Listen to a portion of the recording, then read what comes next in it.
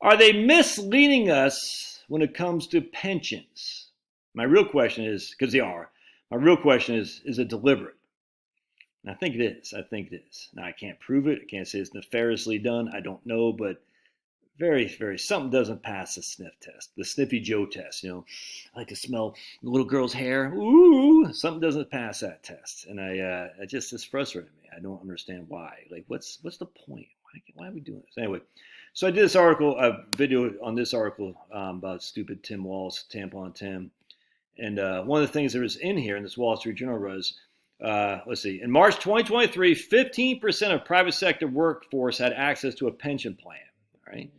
In contrast, about 60% of families headed by someone born in the 1930s had pensions, as according to the Boston College's Center for Retirement Research. So basically, what they're saying is, but if you were born in the 1930s, 60, even almost 70% of you had access to a pension. Interesting.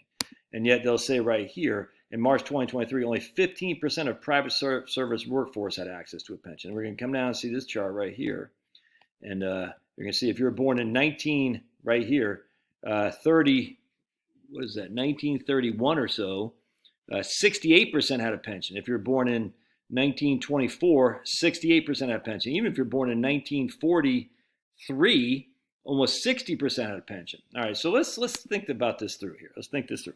So if I was born in 1934, 65% had access to a pension. Shares of household with a pension plan by year of birth. So that means by the time 60 years have gone by, I was born in 1934, that means 1994 is when I start collecting.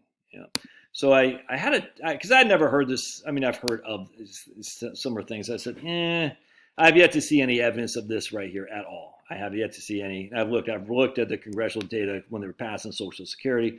I looked at the congressional research when they're passing ERISA in 1970. I just haven't seen anything that said 70% of the workforce ever had a pension. I haven't seen it. I'd love to see it, but it's just not there. And I'll even prove it to you here. So we're going to go. So I looked at the Center for Retirement Research. I said, where are they getting this number from? So I typed in shares of households with a pension, because that's exactly what the Wall Street Journal article says, shares of households with a pension. And we came up, what we found is we got some stuff here. Nothing really jumps out at me for that specific article. A couple of things I want to read. But I said, let's just go all the way down here to frequently requested data.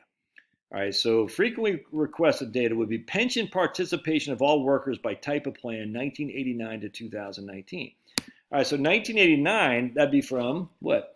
You're born in 1929, would it not be? Yes, it would. 1989 would be you were born in 1929, and according to the Wall Street Journal, not Wall Street Journal, but Center for Retirement Research, if you were born in 1929, 63% of you had a pension. That's okay. So let's see if that shows in 1989. So let's see here.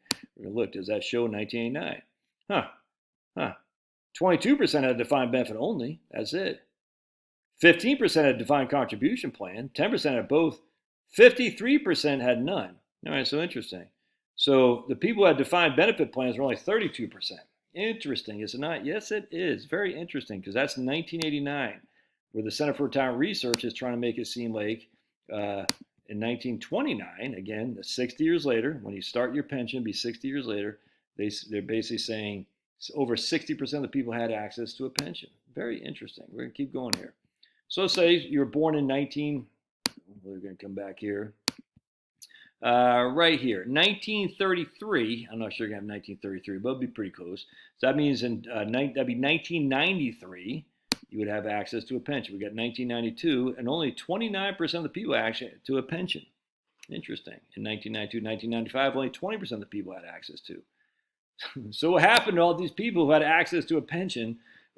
Share of households with a pension plan by year of birth. What happened to all these people? Because they're not getting a pension in 1930 when they're just born. It's not happening. So what happened?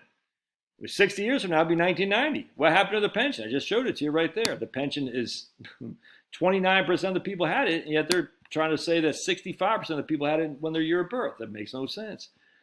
So then I started looking a little bit more. I came up with this thing from them right here, which is workers with pensions coverage type of plan. So I said, let's check this out. In 1983, 62% had a defined, remember, these are workers with pensions. So you have to have a pension to qualify for this.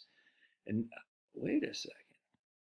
1983, 62% of workers with a pension had a defined benefit pension plan. 12% had a defined contribution pension plan. 26% had both pension types of plans, because the defined contribution plan is also a pension plan. So workers with pension plan, 100% of the workers with a pension plan, not 100% of workers had a pension plan, but 100% of the workers with a pension plan. Of that 100% of the workers with a pension plan, 62% had a defined benefit plan only. 12% had a defined contribution plan only, and 26% had both. Interesting. So you can see defined contribution is also thrown in as a pension plan by the Center for Retirement Research's own method here. 1998, only 24% of the people with a pension plan had a defined benefit plan, whereas 60% had a defined contribution plan and 16% had both. Workers with pension coverage. I'm just reading what they say. To have a defined contribution plan meant you had a pension coverage. Interesting. But yet workers with a defined benefit plan only was only 22%. And yet the Wall Street Journal is trying to, and Center for Retirement Research is trying to assume that pension is encompassing only defined benefit plans. It's just not. It's not, because Wall Street Journal, Center for Retirement Research's own study here says workers with a pension plan and defined contribution plan is thrown in that. I hope that makes sense, dude. That it irks me. It irks me. Because everyone's saying, oh man, pensions. Like even down here, they say, right here, what she say? She goes, they wrote in here, yeah, right here. Would you rather have a pension or a 401k? And that thing is not mutually exclusive, as witnessed by Center for Retirement Research's own stuff. A pension coverage includes defined contribution plans, which is a 401k. Very, very frustrating to me. I just, very, very frustrating to me. This is the best. This is what's her name? Ann Turgeson. Yeah, she's been around a long time. Anyway, I just, it ticks me off, dude. That just ticks me off. All right, more to come. I just love to hear your thoughts. Don't forget to follow the like button. All right, God bless.